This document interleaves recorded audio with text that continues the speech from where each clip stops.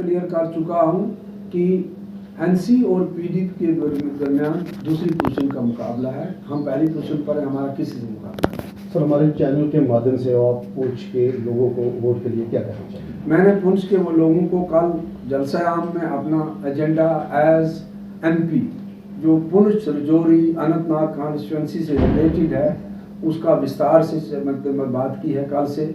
इस वक्त फिर दोहरा रहा हूँ, अगर मुझे लोगों ने साथ दिया, अगर अल्लाह ताला को मंजूर हुआ कि अगर मैं जीत गया तो मेरा पहला मुतालबा ये होगा कि रजौरी पुंछ को लेह और करगिल के पैटर्न पर हिल कौंसिल दिया जाए अलग से, बल्कि इस खित्ते का उन लोगों से ज़्यादा हक बनता है क्योंकि इनको मार उनसे ज़्यादा पड़ी है, इनकी पिटाई उनसे ज़्यादा हुई है।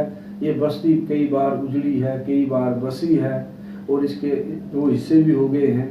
तो ये लोग जो हैं फिर माउंटेनियस जो इसका यहाँ का ये टोपोग्राफी जो है तो उसको नज़र में रखते हुए रजौरी पुंछ का ये हक बनता है कि इनके लिए एक हिल कौंसिल बनाई जाए जहाँ इनका अपना बजट हो जो इनके लोगों के मसाइल को अच्छी तरह समझ सकता है।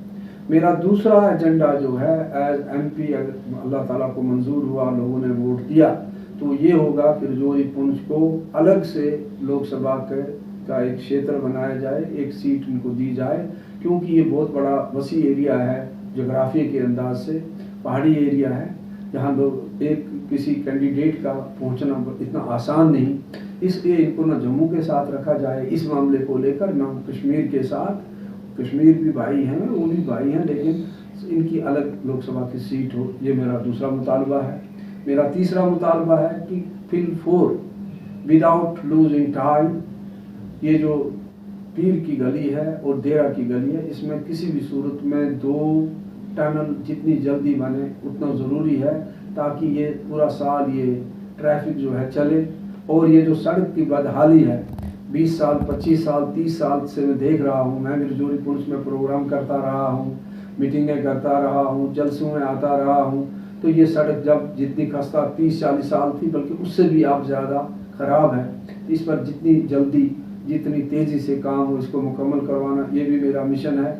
इस पूरे बेल्ट को टूरिज़्म का हब बनाना यूरोपियन तर्ज पर, ये भी मेरे एजेंडा का हिस्सा है। यही मेरा सबसे बड़ी सौगात होगी रजौरी पुंछ के लोगों के लिए। इसके अलावा जो पहाड़ी लोग हैं जिनको रिजर्वेशन मिली है, मैं ये कोशिश करूंगा कि उस रिजर्वेशन के बेनिफिट जो हैं उनको भी उन तक भी पहुँचे जिस तरह दूसरे एसटीज तक पहुँचते हैं। नेशनल कॉन्फ्रेंस या पीडीपी वाले कोई झाड़ फूंक से फूंक मारेंगे तो वो आ जाएगा।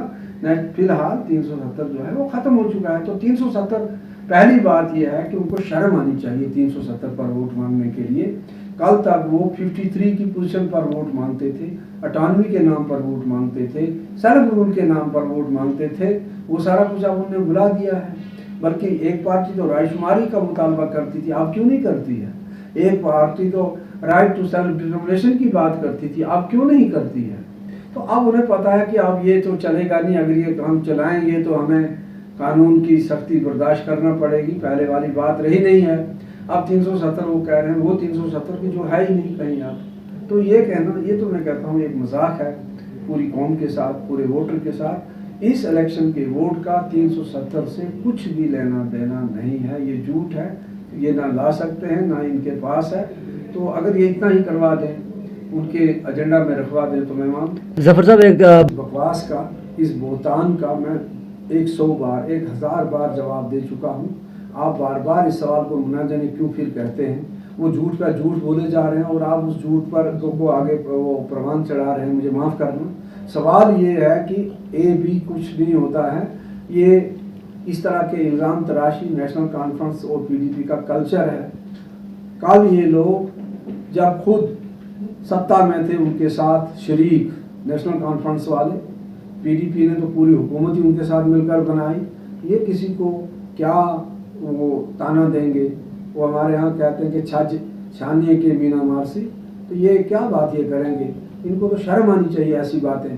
बाकी एक बात है, जिस तरह वो IMDA में शामिल हैं, उनकी किसी पार्टी के साथ अंडरस्टैंडिंग है, तो अगर हमारी किसी पार्टी के साथ अंडरस्टैंडिंग होती है तो उसका ये मतलब नहीं कि हम उनके दुम छल्ला हैं या हम उनकी बी पार्टी हैं। असल में ये बी पार्टी, सी पार्टी, डी पार्टी का रोल अदा करना इनका कल्चर है।